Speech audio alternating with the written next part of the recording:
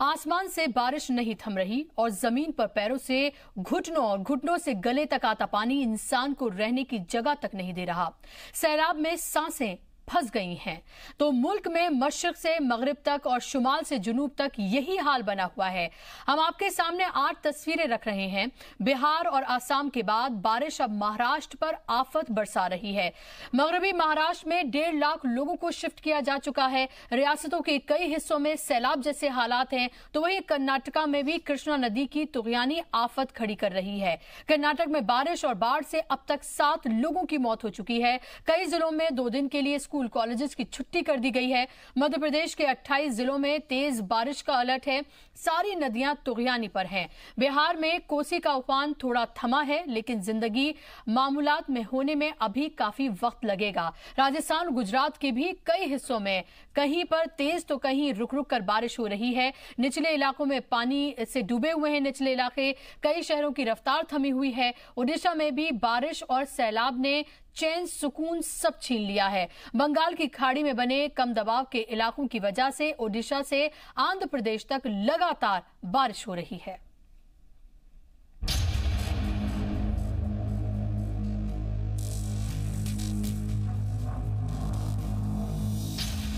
नदी में कार सवार का रेस्क्यू।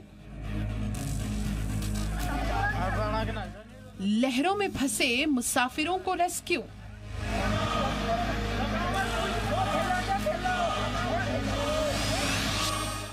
सैलाब में समा गया ट्रैक्टर।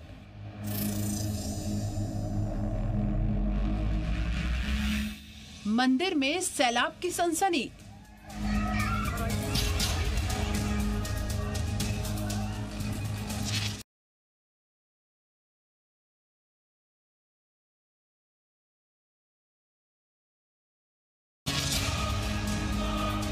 ये आधे हिंदुस्तान में आए सैलाबी सितम की तस्वीरें हैं।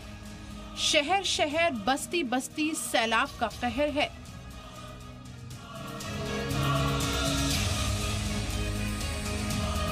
सबसे पहले इन तस्वीरों को देखिए। ये हिमाचल के कुल्लू की तस्वीरें हैं। नदी में अचानक आए सैलाब ने समंदर की शक्ल अख्तियार कर ली है तो हाहाकार मच गया है। सड़क पर जा रही ये मारुति 800 कार ब्यास नदी पहुंच गई है। देखिए, चट्टानों में फंस कर कार किसी तरह रुक तो गई, लेकिन कार में सवार 2 लोगों की जान अटक गई।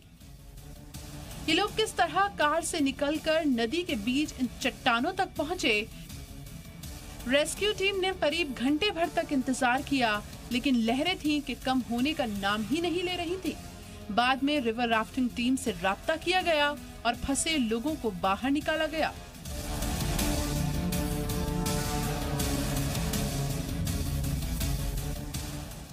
ये तस्वीरें मध्य प्रदेश के मंदसौर से सामने आई हैं। मुसाफिरों की जान जोखिम में डालकर इस बस के ड्राइवर ने गाड़ी पानी में तो उतार दी, लेकिन इस अंडरपास में जाते ही पानी इतना बढ़ गया कि पहले तो बस का इंजन बंद हुआ और फिर बस पानी के बीच में ही अटक गई।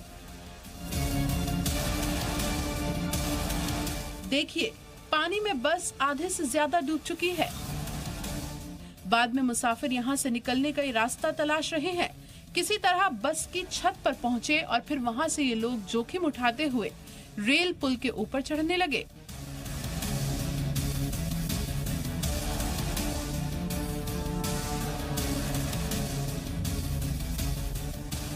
कहते हैं सैलाब से जितना दूर रहे उतना ही अच्छा है, लेकिन कर्नाटक के बेलगाम से आई इन तस्वीरों को देख हैरानी होती है। यहाँ सैलाब जैसे हालात के बीच कुछ लोग पानी में खड़े होकर डीजे डांस करने लगे।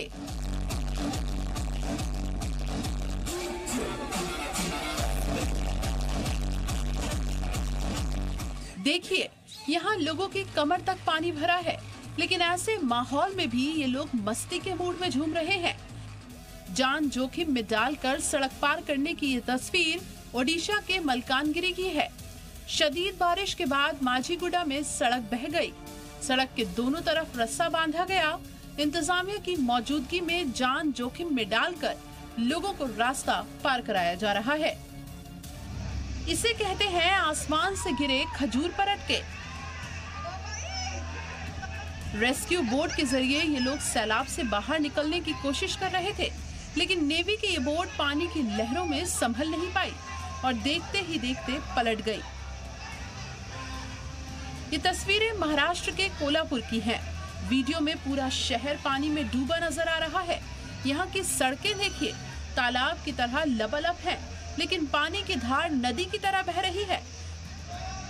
आसमान से बरस रही आफत के चलते महाराष्ट्र के कोल्हापुर, सांगली और सतारा जिले में सैलाब जैसे हालात बन गए हैं। ऐसे हालात में एनडीआरएफ के जवान फरिश्ता बनकर मदद कर रहे हैं। अब इन तस्वीरों को देखिए, ये महाराष्ट्र के सांगली की तस्वीरें हैं। बारिश से सांगली का भी हाल बेहाल है। सड़कों पर 4 से 5 फीट तक पानी भरा है। देखिए, शख्स को पानी इसके पेट तक बह रहा है। कृष्णा नदी में तुगयानी की वजह से सांगली का करीब आधा से ज्यादा इलाका पानी में डूब चुका है। हालात का अंदाजा इसी बात से लगाया जा सकता है कि अकेले सांगली में अब तक 53,000 लोगों को महफूज मकामात पर पहुंचाया जा चुका है। ये पुणे बेंगलुरु हाईवे की तस्वीरें हैं। शदीद बारिश के बाद गुज़िश्ता 2 दिनों से इस हाईवे पर गाड़ियों की लंबी कतार लगी हुई है। हाईवे पर कई जगहों पर 6 फीट तक पानी भरा हुआ है, जिससे करीब 5,000 से ज्यादा ट्रक हाईवे पर फंसे हुए हैं। ब्यूरो रिपोर्ट, जी मीडिया।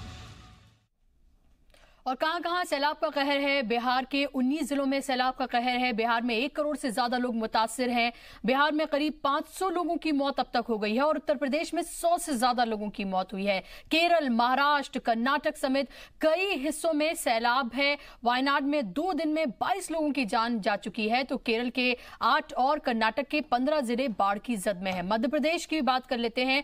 मध्य प्रदेश और महाराष्ट्र समेत 10 रियासतों में अलर्ट जारी कर दिया गया है। केरल में 22,000 से ज्यादा लोग राहत कैंप्स में भेज दिए गए हैं और केरल में 48 घंटों तक बारिश से राहत मिलने के कोई आसार भी नहीं दिख रहे हैं। कन्नूर, कोची, कोझिकोड, इडुक्की, मल्लापुरम में अलर्ट है। तिरुवनंतपुरम, कोल्लम, अलप्पुझा और ऐसे ही तमाम वो इलाके हैं जहां पर शदीद बारिश का अलर्ट जारी किया गया है। और कर्नाटक में 30 में से 15 अजला में सैलाब के हालात हैं। कर्नाटक में अब तक 9 लोगों की मौत हो चुकी है।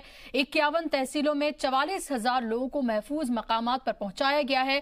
तमिलनाडु में 100 कुनबों को रेस्क्यू किया गया है और ये हम आपको लगातार बता रहे हैं कि किस तरह से अलग अलग इलाकों में हालात जो हैं वो बद से बदतर बने हुए हैं। और बिहार में सबसे ज्यादा हालात खराब हैं क्योंकि अब तक वहां पर सैलाब से 500 लोगों की जान चली गई है और उत्तर प्रदेश में 100 लोग अपनी जान गंवा चुके हैं।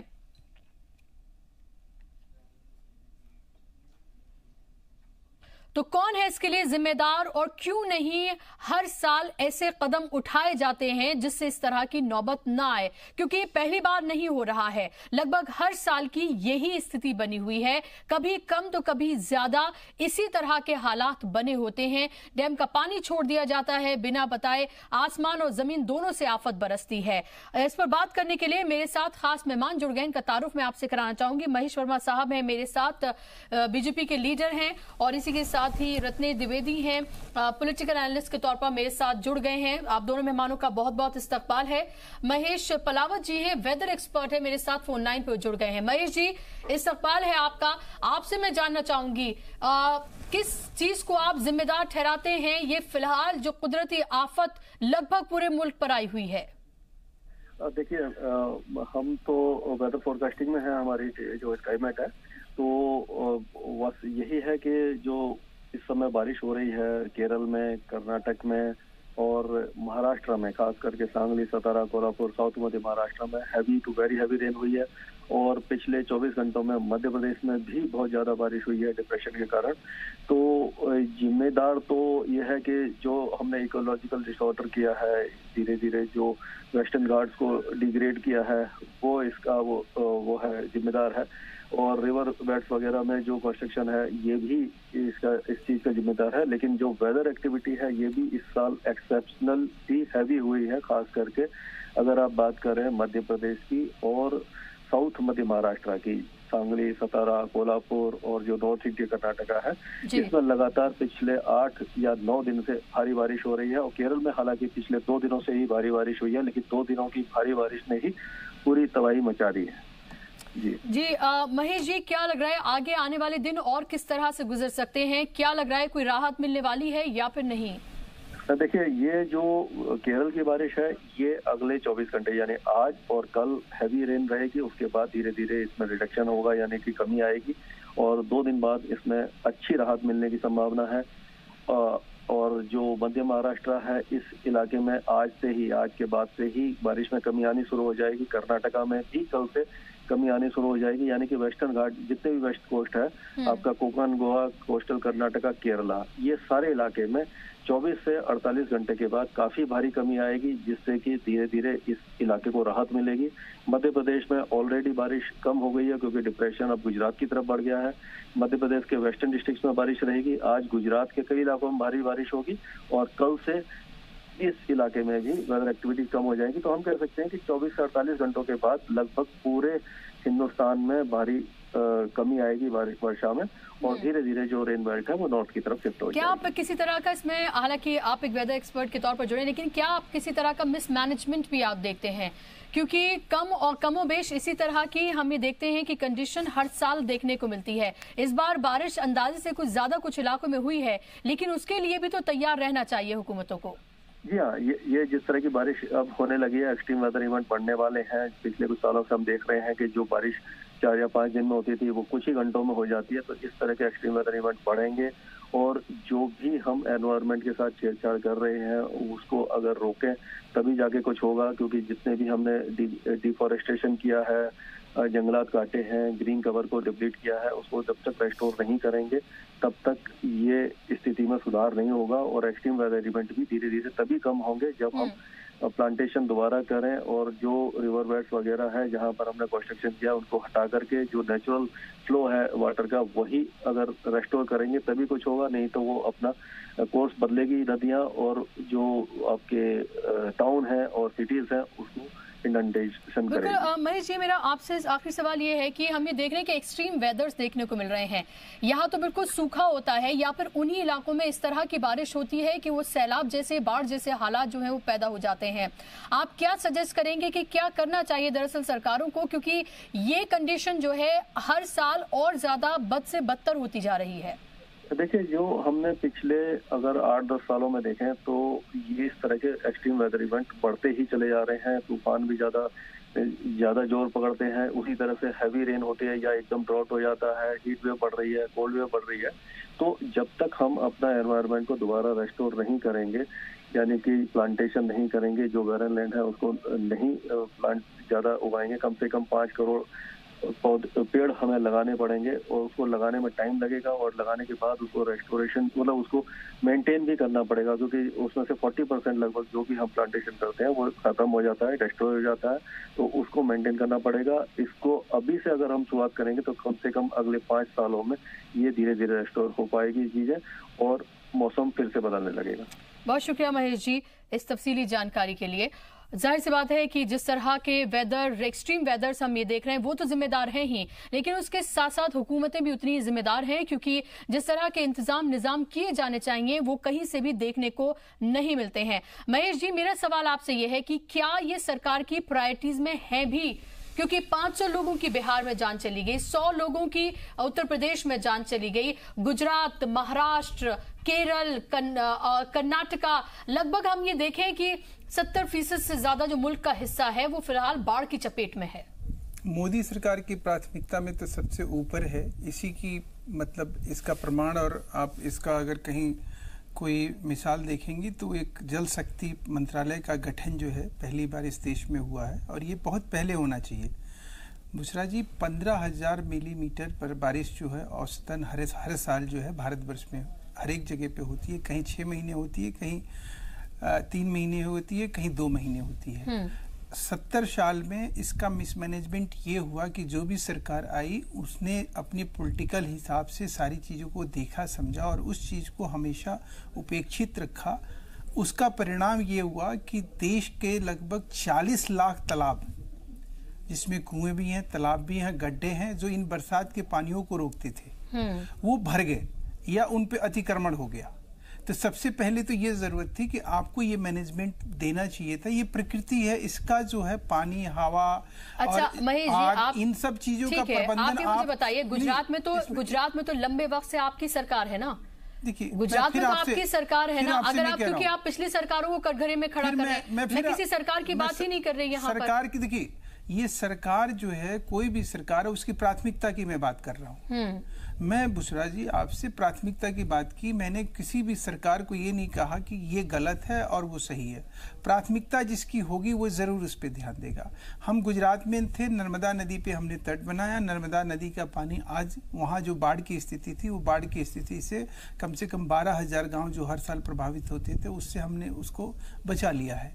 तो ये जो व्यवस्था है, ये जो सोच है, ये जो समझ है, इसको समझने की जरूरत है। और प्रकृति से खिलवाड़ कोई भी करेगा तो उसका अंजाम यही होगा। हमारे यहाँ 20,000 नदियां सूख गई, जो सहायक नदियां थी, जो क्या करती थी कि इन्हीं पानियों को उस बड़े नदी में पानी में ले जाते हुए, वो उनका क्या काम क्या था कि बारिश का पानी जो पहाड़ों से निकल कर आता था, सहायक नदियां जो है उन पानी को कैरी करती थी, और जब तक उन बड़ी नदी में वो पानी पहुंचती तब तक बड़ी नदी की पानी सागर में मिल चुकी होती थी।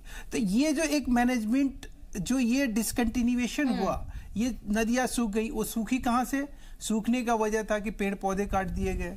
सूखने की वजह क्या था कि उनके ऊपर कहीं अतिक्रमण हो गया।